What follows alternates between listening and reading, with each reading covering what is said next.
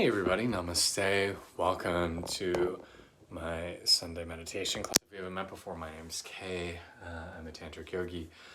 And for today's meditation class, I thought we'd explore a little bit the power of chanting. So if you've ever chanted before, you know how lovely it is to do this, either by yourself or in a group. Today I'll be here with my dog, Mr. Galileo Aloysius. He's joining me for some chanting. But chanting is a really, really special practice. It's something that I use a lot in my work to heal myself and to help others on their healing journeys. So I'm going to talk a little bit more in a moment about what chanting is, what it does. But why don't we just start off by doing a little bit of mantra. So if you're familiar with the Om Namah Shivaya mantra, you're welcome to join me. If it's new for you, feel free to just sit and observe. But I'll talk more in just a few minutes about what it is, what it's doing, and why we chant. So feel free to join me.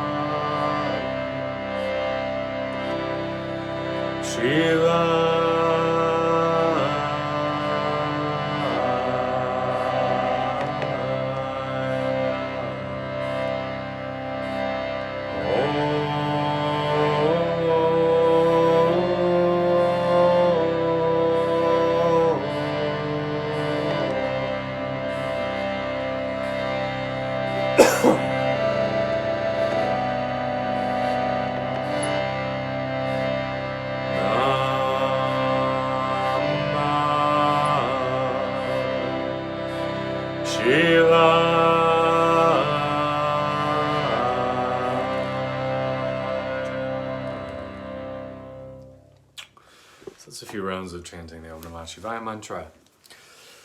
So how did that feel for those of you who were either joining or just listening? What did you experience, if anything?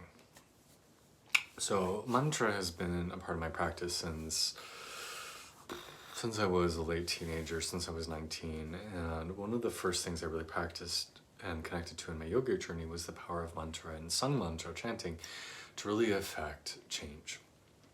Because mantra has a very special vibration in and of itself. They say that the sacred mantras that we are given through our lineage, through the teachers and the teachers that taught them, were at one point heard in deep states of meditation by ancient seers, rishis, yogis. But with chanting these mantras, chanting these sacred sounds, we physically shake our bones, we resonate with these sacred tones. And I often feel like, for me, the experience of shaking, whether physically or harmonically, has a tremendously healing effect. You know, we know that too much stillness causes dis-ease, discomfort, unwellness. That movement creates fluidity, it creates healing, it creates well-being. So I find that chanting feels a little bit like psychic roto-rooter. Like it just starts to shake us at our core and start to break things loose. And I've experienced numerous times in my life and in my spiritual practice that I might go into a chanting setting, or a kirtan it's sometimes called, not feeling so great, not connected with my highest self, but then exposing myself to these vibrations for a period of time, I feel transformed, I feel cleansed, I feel healed. And it's something that I, not having as present of a community that meets weekly to do those things, I miss it. I miss gathering with other people and chanting in a room and shaking the walls with sacred sounds. So it's something I need to start doing more. And as I work on creating more in-person community out here and outside of DC and Maryland, I'd love to start finding gatherings for people to meet up and start doing some chanting on a regular basis. So when you chant, it's a little bit different than singing. I love singing. I was a music theater major in college. But when we chant, we don't necessarily focus on the sound. Like, you don't need to sound pretty. You don't need to be on pitch. You don't need to say the words correctly. What you want to focus on is breathing deep and feeling the source of the mantra, the source of your sound happening low down, all the way down in your pelvis, all the way in your sac chakra, in your juicy bits, as I sometimes say. And you want to feel it shaking you from there. And as it shakes you, it shakes off all that debris, all that stuff you've been carrying around that you don't need. And you want to feel as best as you can like you are this big, hollow vessel where the sound is reverberating down in your pelvis, and then it just rises up and out of you. So we want to stay open, we want to stay free with our breath, free in our body. Move if you feel called to move in any certain way while you chant. Totally cool, totally great. But we want to feel like we're a singing bowl. Like I sometimes will use a Tibetan singing bowl during chanting. But you think, right, like the sound gathers here at the bottom and then moves upwards, spins, and comes up. So we want to think of our body as being rather similar in that regard. So if you have any questions about mantra, please feel free to drop them in the chat. I'm happy to answer questions about chanting. But I'd like to do some more of that mantra. For this session today, we're just going to keep it pretty simple. We're just going to stick with the Om Namah Shivaya mantra. If this is something that people enjoy, want to do more of, we can start doing different mantras, different type of chants, but this is just a really nice basic one to get us going. So I'm going to do this one for a few minutes, and we can stop. I'll answer some questions if you guys have any, so feel free to type them in. But yeah, just again, try to be this hollow vessel, try to let the mantra fill you. And if you rather just sit and observe the vibrations, that's great too. But notice the effect on your body, your mind, your emotions, your connection to spirit, and see what is your experience of chanting. So again, we'll be doing Om Namah Shivaya. Om Namah Shivaya is a really beautiful mantra. It's a powerful mantra. It means several different things. It's a connection with Shiva, embodiment of the masculine half of divinity. He's also considered the destroyer of the world and of the small limited self, the great cosmic yogi. He's often depicted as dancing ecstatically, practically naked or sometimes naked. It also means she is also our inner self. So I bow with respect to my inner self, the self of all. I bow to that place inside of me that is pure truth, light, radiance, bliss, joy, all that good stuff, and know that you are the same. That is who you really are. So let's do some chanting together, shall we?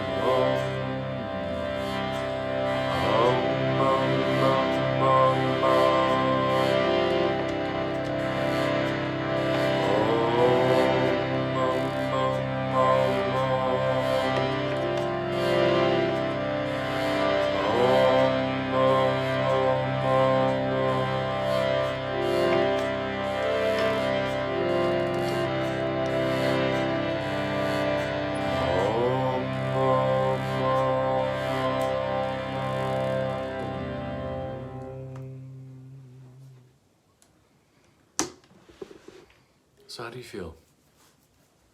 You just spend a few minutes repeating the mantra Om Namah Shivaya. What do you feel inside? Do you feel a little buzzy? Do you you feel your heart opening? Do you feel any sense of joy or pleasure? These mantras connect us with our inner self, and by out loud chanting them, we can find healing. We can find processing of things that are lingering. We can find ourselves becoming more of what we're meant to be. Because ultimately what we're all meant to be is our inner self. We're all meant to be the most true, open, free, ecstatically aligned version of what exists inside. And everything else is dross, is shit, is stuff that you don't need anymore. I often say that spiritual work is a little bit like finding a beautiful sun in an alien solar system, and it's just surrounded by space debris. It's surrounded by satellites and light absorbers and batteries, and you can tell I'm a sci-fi nerd, right? And our job is to clean all that shit up. We're pulling away those satellites, pulling away the debris that are blocking the light, until eventually there's nothing left and the sun shines unobstructed. That's what our truth is. That's what coming home to ourself really is removing everything, shaking free the shit that isn't part of who we truly are. And the yogic and tantric scriptures, traditions are very clear about who is that self that's inside. That self is Sat Chit Ananda. Sat Chit Ananda is truth, consciousness, and bliss. That at our core, when we remove all the junk, we all are an inherently truthful, aware, blissful, orgasmic being. We are pure light, pure awareness, pure truth. And so everything else, temporary. They are projections of the mind. And so I don't know about you, but my goal in this life is to remove everything that isn't the self. To realize that what I am is infinitely powerful, intelligent, aware, and filled with radiant pleasure, bliss, whatever you want to call it. So this is one of my favorite practices. I need to be doing more of it, but I thought I'd share it with you this Sunday evening. Perhaps you'll find that nearby, as things reopen, you'll have a kirtan group who does chanting, or perhaps you can find a meditation class that employs chanting. And if it's something you enjoy, we can certainly do more of this in the future here on Sunday nights, or as I start doing more in-person workshops. So thank you for your time tonight. If you have any questions, of course, please feel free to throw them out there. But we'll end tonight just ending together with a little bit of Om. This one I'll use a singing bowl. And just notice the difference of how even sound waves like this can be purifying and help you shake things loose.